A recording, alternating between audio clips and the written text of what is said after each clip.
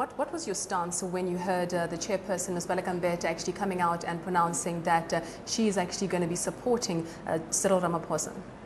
Well, we just must say that all of us in the organization have got the right to support whoever want to support. It should not be a big thing, really, because all of us have expressed our views. So the comrade is within her right as a member of the organization to support whoever she supports, because I also support because of the Zuma, so it shouldn't be an issue. What is your reaction to the ongoing problems we are having with registration yesterday and now the credentials, and this is still continuing? What is your reaction to the whole thing? Well, we want to call for calm, that the ANC conference will proceed as planned. We had to start a bit late yesterday because we were very slow on registering delegates. And after that, the Credentials Committee had to meet. And you would recall that we have done this time around verification of PGMs, rather after the PGCs.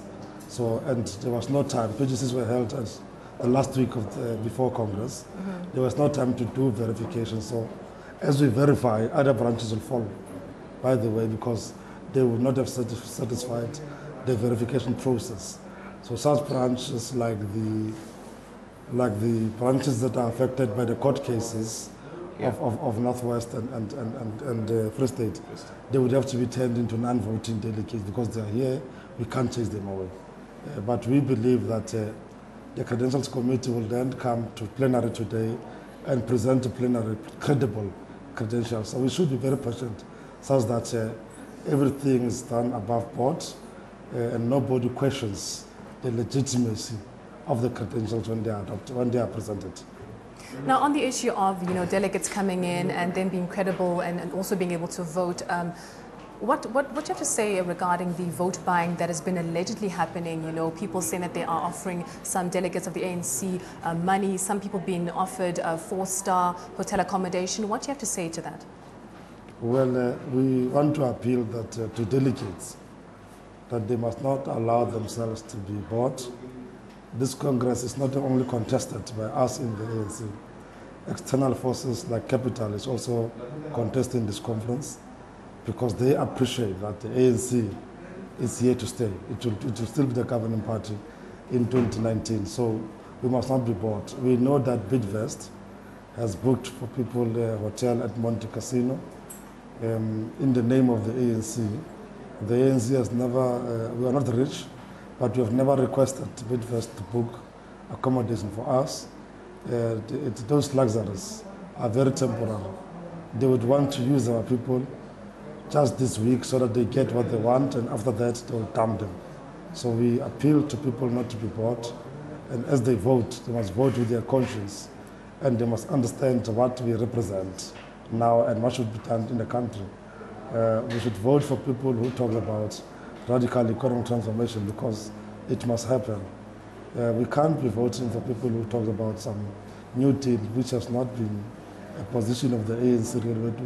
We don't know where it comes from.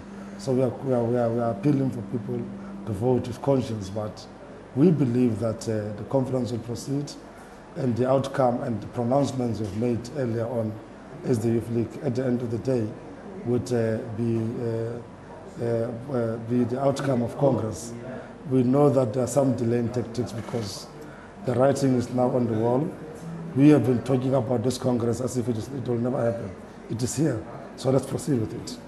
And very importantly, I mean, one of the problems we are facing now is that the court cases are affecting how things are going on here. And President Zuma last night in his last final speech as president of the ANC, he said that, he's suggesting that members who take ANC to court should actually just be expelled. What do you make of that? Or do you think there's a way to work things out? Well, we want comrades to exhaust internal organizational processes. But also we want to appeal to the judiciary not to behave like a super brother in the arms of government, but also not to be political, not to take sides. If you look at the judgments, the 3 of them, there's a similar case in the Northern Cape of people not being happy about the outcome or the PEC. But because the Northern Cape is viewed as supporting a particular candidate, it does not get similar treatment like those who are supporting Comrade Nkosazana Zuma, and all of them were done on the same day, on the eve of conference, because they want to work on the psyche of delegates, such that they communicate. Actually, the courts are now, just like Capital, telling us, without saying it, that they want a particular person to emerge as a leader of the ANC. And we are saying as the Youth League that that agenda that they represent, we will defeat it, we will crush it and collapse it. Well, Popani, just to have your voice weigh in on this conversation, you've heard what Mr. Maine has to say. What do you have to say in response, in addition to the comments that he's made? No, what I wanted to find out from the President is that we've heard that you are currently in the list to be nominated or elected as an NEC member. What do you think you will be bringing to the ANC if you are elected as an NEC member of the ANC? Well, you know, the Youth League is the prep school of the African National Congress. So the experience we would have gained from the prep school, we think we will use it to advance the revolution. But secondly, we think that with the experience that we've gained in the organization, we will have to make contribution in the National Executive Committee.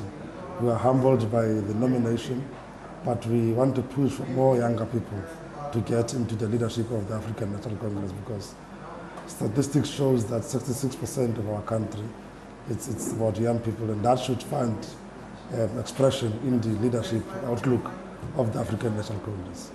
And importantly, yesterday, President Zuma announced the fee-free education, higher education. And I wonder if that's been a morale booster for the delegations supporting Nkosazana Zuma. Does that mean anything to you? Look, let's not take it there. The President did not announce free education to sway the votes to Nkosazana Zuma or otherwise. The President has done what the ANC has requested government to do 10 years back.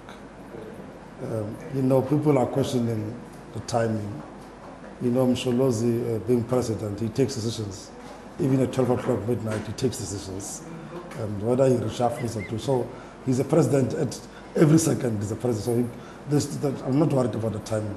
What we are happy about is the fact that finally the resolution of the ANC has been pronounced by government. Part of the problems we're having in the organization is that we've got good policies, we've got good resolutions, but when it comes to implementation of such resolutions and policies, it's quite a difficulty. We hope that the leadership that will come in will implement resolutions of Congress, because if we are to examine or judge leadership at the end of each term, it should be to the extent to which they've been able to implement decisions of Congress, because that's their sole mandate. And not be creative and talk about a new deal, for instance, and many other things that a Congress has not reflected on. So thumbs up for President Zuma. I think we will remember him for that as the younger generation as he leaves. Now, just finally, to the incoming president of the ANC, what would you say to them regarding unifying the alliance, unifying the party? Well, what we want to emphasize is that a leader who would be elected here in this Congress, he or she must appreciate that he's the president of all members of the ANC, not a faction that would have elected him. So he must lead all of us in the organization, reach out to the alliance, reach out to society. Equally, those who will not have made it, they must allow themselves to be led by the president who would have been endorsed by branches of the organization. And in that way, agree on a program of action as Congress is going to do. And all of us must focus our energies in the implementation of those resolutions and decisions of Congress. We are going to be